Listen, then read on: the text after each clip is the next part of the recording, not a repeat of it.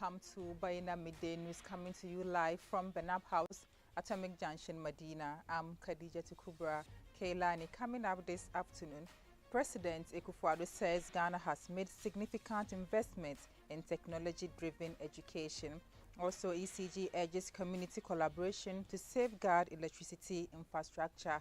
And in business, CD can only stabilize temporarily but will keep on depreciating, says Professor Bumpkin. Remember, this news is also live on Facebook and YouTube at Baina TV. Stay with us for details of the stories.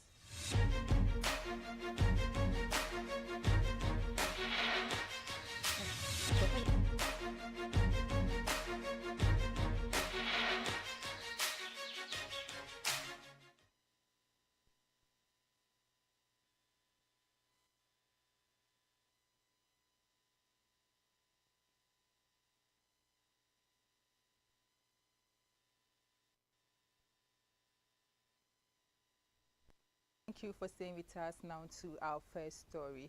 President Akufo-Addo has reaffirmed Ghana's dedication to investing significantly in technology-driven education, vocational training and entrepreneurial development to tackle current challenges. According to him, these initiatives aim to provide meaningful opportunities for the country's youth while fostering confidence. Addressing the 3i Africa Summit at the Accra International Conference Center, President Akufo-Addo underscored the importance of broader skills recognition and digital literacy. He emphasized the need for young people to navigate the fintech landscape with confidence. However, he cautions against complacency, emphasizing the need for continued action. He called for prioritization of investment in digital infrastructure, as well as channeling resources to the community that have been left behind by the march of progress and bridging the digital divide that threatens to leave too many Africans on the sidelines of the global economy. In a significant development, President Akufo-Addo announced the signing of a memorandum of understanding for a $200 million facility to support SMEs, facilitated by the Minister for Finance and the President of the ECOWAS Bank for Investment and Development. These funds will be dispersed through the Ghana Commercial Bank and the Ghana Exim Bank to benefit SMEs. He also underscored the pivotal role of fintech in facilitating the distribution of funds to SMEs and monitoring their growth.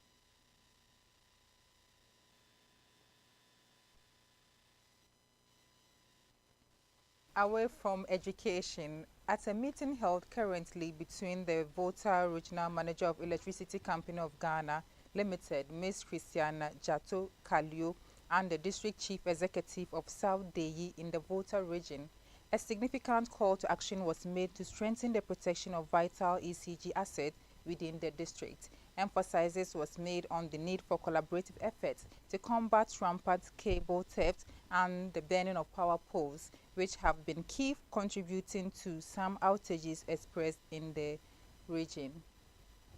Addressing the District Chief Executive Officer and his key officers at the District Assembly, Ms. Jato Kaleo stressed the importance of community vigilance in safeguarding ECG properties, including poles, transformers, and conductors, to ensure an uninterrupted power supply. She also highlighted the dangers of electrocution, cautioning against risky behaviors that could potentially lead to fatal consequences. She urged residents to promptly report faults and incidents involving falling poles or cables to the ECG helplines and district managers, emphasizing the importance of safety protocols during adverse weather conditions. In response, the District Chief Executive, Godwin K. Dajawa, pledged the Assembly's commitment to instituting bylaws aimed at curbing the importance of bent poles and cable thefts, thereby fortifying the resilience of the electrical infrastructure in the district.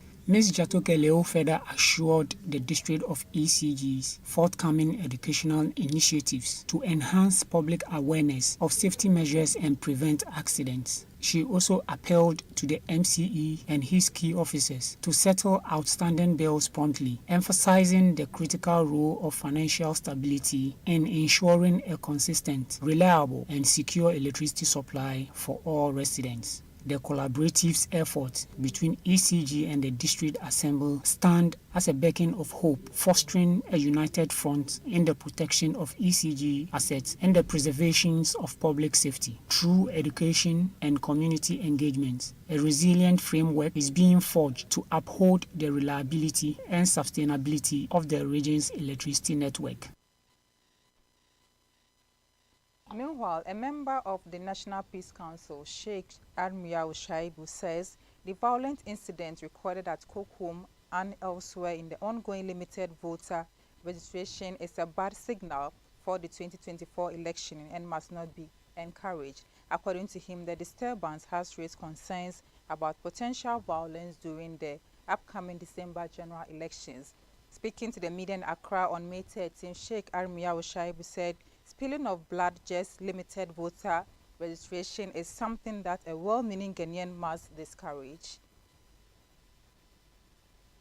This comment comes after a recent disturbance during the limited voter registration exercise at Kukum in the Ahafo region on Saturday, May 11th, which left one injured and hospitalized. According to Sheikh Armiya Shaibu, there is no justification for the spilling of blood that occurred during the registration exercise. He said, instead of engaging in violence, political parties must allow the law to deal with those who are violating the law, adding that his worry, fear, and anxiety has been given credence. He called on all stakeholders, including the security services, the election monitoring group, the EC, and all state institutions that have something to do with the election processes in the country to come on board and nip these incidents in the bud. The incident at Kukum led to the arrest of the MP for Esutufi South, Collins Stauda, who was alleged to have been involved in it. Although police have granted him bail, his party, the National Democratic Congress, has condemned the arrest, calling on the police to fish out the real perpetrators. According to the party, Mr. Dauda was nowhere near the area in question and could not have played any part in the incident. It said the disturbances were instigated by thugs aligned to the New Patriotic Party.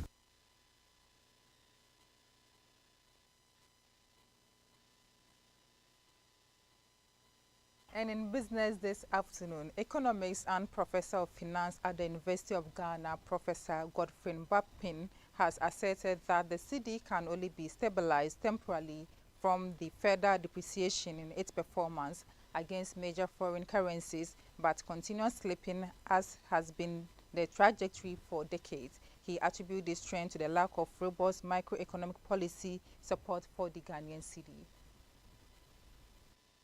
Speaking on Accra-based radio station on Monday, May 13, Prof. Bupin explained that the cedi has persistently suffered depreciation since its introduction in July 1965. He anticipates intermittent period of relative stability but underscores the likelihood of continued depreciation even with optimal economic measures in place. He said it is a shame that the country has not been able to provide the cedi with the necessary support through sound microeconomic policy making, including responsible fiscal management and prudent monetary policy, adding that the cedi's behavior is a reflection of weak underlying fundamentals. And referring to the Vice President, Dr. Mahmoud Bawumia's popular phrase about the cedi's depreciation, Prof. Bupin argued that the exchange rate will expose the currency as long as the fundamentals of the economy remain weak. Prof. Bupin mentioned that in 1964, Ghana had inflation of less than 1%. At that time, Ghana did not have its national currency used the British West African pound, limiting its monetary control. He said,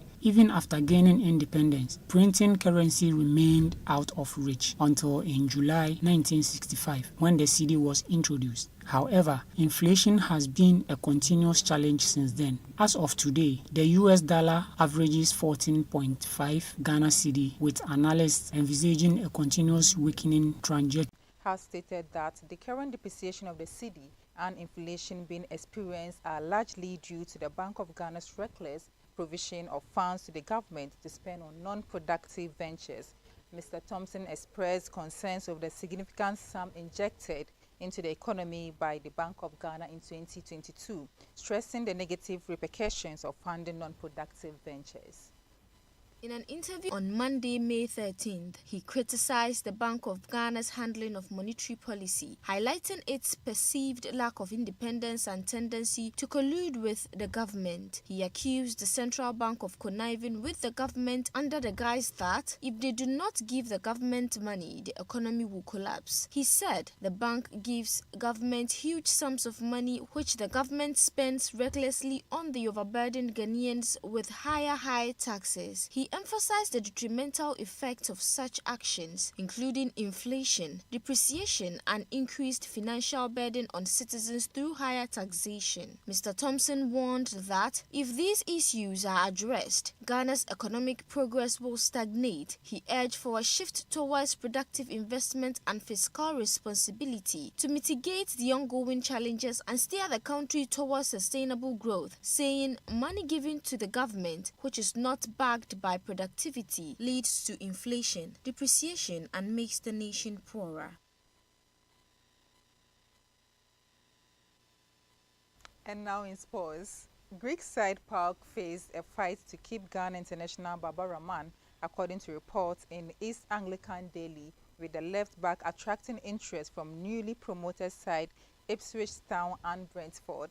The former Chelsea star has played in 42 games for PAOK across all competitions and is one of the highest scoring defenders in the Greek league.